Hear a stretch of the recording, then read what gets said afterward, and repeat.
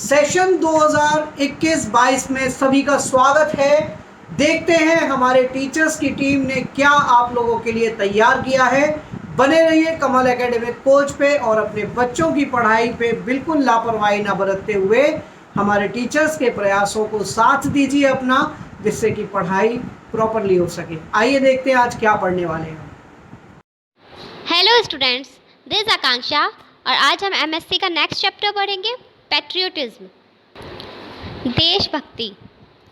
आज हम झांसी की रानी लक्ष्मीबाई के बारे में पढ़ेंगे। झांसी की रानी लक्ष्मीबाई शायद उन सभी नेताओं में से सबसे बहादुर थी जिन्होंने भारत की आज़ादी के लिए शक्तिशाली अंग्रेजों के खिलाफ लड़ाई लड़ी थी। 1857 में भारतीय विद्रोह का नेतृत्व करने के बाद युद्ध में मर गई थी और ब्रिटिश शासन के खिलाफ उन्होंने सशस्त्र विद्रोह किया था। झांसी की रानी लक्ष्मीबाई को उनके अटूट देशभक्ति और उनकी इनकरेज साहस के लिए हमेशा याद किया जाएगा। 1800 के शुरुआती दौर में जब अंग्रेज भारत में पहले से ही स्थापित थे, तो मणिकर्णिका या मनु, जो कि झांसी की रानी लक्ष्मीबाई का पहला नाम था, उनका जन्म मध्य भारत में स्थित बिटौर में एक दरबारी परिवार में हुआ था। मनु बहुत ही ज़्यादा एथलेटिक और love to compete with boys, यानी उनको लड़कों के साथ कंपटीशन करना काफ़ी पसंद था।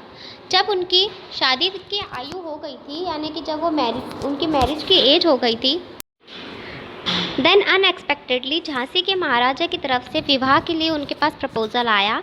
उनका विवाह 1842 यानी 1842 में हुआ। धन और जो मनु थी, उनका नाम रानी लक्ष्मीबाई पड़ा क्योंकि वो goddess of wealthy and victory, क्योंकि वो धन और विजय की देवी थी। 9 साल के बाद उन्होंने एक बेटे को जन्म दिया, लेकिन दुख की बात यह है कि 3 महीने में ही उनके बेटे की मृत्यु हो गई। लक्ष्मीबाई और महाराजा दोनों ही बहुत ज़्यादा चिंतित रहते थे और उनको इसका बहुत ज़्यादा दुख हुआ। महाराजा की तबीयत भी बिल्कुल बहुत ज़्यादा ख़राब थी और उनके पास सिंहासन के लिए कोई भी उत्तराधिकारी नहीं था। वो जानते थे कि यदि अंग्रेज़ों को बिना वारिस के छोड़ दिया गया तो झांसी के ऊपर अधिकार करने का अवसर नहीं खोएंगे। इसलिए उन्होंने जल्दी ही नवंबर 1853 में एक बेटे को गोद लेने का सोचा और उन्होंने एक बेटा गोद लिया और अगले ही दिन उनकी मौत हो गई। लेकिन अभी भी वो जो बेटा उन्होंने, जो प्रिंस था उनका, वो अभी भी माइनर था, यानी नाबालिग था।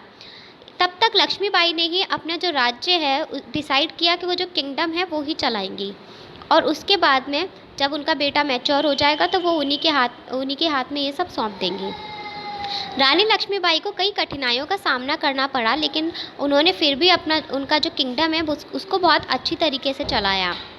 अंग्रेजों ने झांसी के राज्य पर अधिकार करने की ठान ली थी, इसलिए उन्होंने अडॉप्ट किया था चाइल्ड, उसके ऊपर उन्होंने आपत्ति जताई। अंग्रेजों ने शरण के लिए रानी लक्ष्मीबाई से कांटेक्ट किया, लेकिन रानी ने कहते हुए मना कर दिया कि जो उनके साथी भारतीयों के साथ विश्वासघात नहीं कर सकती हैं। इससे ब्रिटिश सेना को बहुत ज़्यादा धक्का लगा और उनको बहुत ज़्यादा गुस्सा भी आया। ब्रिटिश सेना वापस लौट गई और जो उनके नेशनलिस्ट, उनके राष्ट्रवादी थे, वो वापस से दिल्ली आ गए। जो झांसी की रानी ने अपने लोगों को ये वार्न कर दिया था पहले ही कि ब्रिटिश सेना वापस से ज़रूर आएगी, और लोगों ने उनका समर्थन भी किया था और उन्होंने कहा कि वो झांसी की रक्षा के लिए अपना पूरा जीवन लगा देंगे। मार्च 25 यानी 25 मार्च 1857 को ब्रिटिश ने फिर से झांसी पर अटैक किया और उन्होंने बहुत बड़ी सेना के साथ और एक बड़ी सी तोप लेकर आए, और उन्होंने गद्दारों की मदद से उन्होंने बहुत ज़्यादा संख्या में उन्होंने अपने किले के अंदर प्रवेश किया। रानी लक्ष्मीबाई अंडरग्राउंड हो गई, जिससे कि ब्रिटिश बहुत डिसअपॉइंट हुए, लेकिन उन्होंने कैप्चर कर लिया किले को। उनके गुस्से को कम करने के लिए, अपने गुस्से की आग बुझाने के लिए, उन्होंने जो स्टेट लाइब्रेरी थी उसको जला दिया और रानी लक्ष्मीबाई के जितने भी फॉलोअर्स था उन्हें गोली मार दी। इसके बाद रानी लक्ष्मीबाई ने राव साहब पेशवा के कैंप कल्पी पे गई। ब्रिटिश ने जैसे ही ये सुना, वो कल्पी पर अटैक करने आ गए। रानी लक्ष्मीबाई वरिड थी कि राव साहब पेशवा अटैक के लिए अपने आप को ओपन कर रखा है, खुला छोड़ रखा है। राव साहब पेशवा को नहीं पता था कि ये नहीं चाहते थे कि कोई भी औरत उन्हें ये चीज़ सिखाए, और इसलिए उनके सजेशन को इन्होंने हमेशा मना किया। उसका रिज़ल्ट ये हुआ कि जो कल्पी था वो भी ब्रिटिश के हाथों में आ गया 24 मई 1857 को। उसके बाद में उन्होंने ग्वालियर किले में शरण ली। जो ग्वालियर का राजा था वो अपने किले को बिना लड़े नहीं छोड़ना चाहता था, लेकिन वो ब्रिटिश से थोड़ा बहुत डरा हुआ था। लेकिन जो सोल्जर्स थे उन्होंने झांसी की रानी की इतनी रेस्पेक्ट करते थे, इसलिए उन्होंने ग्वालियर के किले को बिना फाइट के ही छोड़ दिया। ब्रिटिश ने कोई टाइम वेस्ट नहीं किया ग्वालियर पर अटैक करने में। यह लड़ाई भारतीय सरजमी पर लड़ी गई थी, जो कि काफ़ी भयंकर और खून की लड़ाई थी। लक्ष्मीबाई के साहस, शक्ति और क्षमता के रूप में, जो कि ब्रिटिश सेना की विशालतम श्रेष्ठ सेना से लड़ी थी, को आज भी याद किया जाता है। वह लड़ते हुए मर गई और ग्वालियर पर कब्जा कर लिया गया।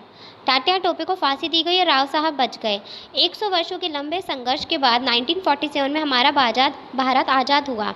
हमेशा याद रखें, मातृभूमि के लिए प्रेम देशभक्ति है। यह आपको अपने देश पर गर्व कराता है। शांति और सद्भाव में रहने के लिए एकजुट और मजबूत रहना हमारे लिए बहुत ज़रूरी है। हर व्यक्ति का एक राष्ट्र, एक झंडा होना चाहिए। Okay, thank you so much students, have a nice day.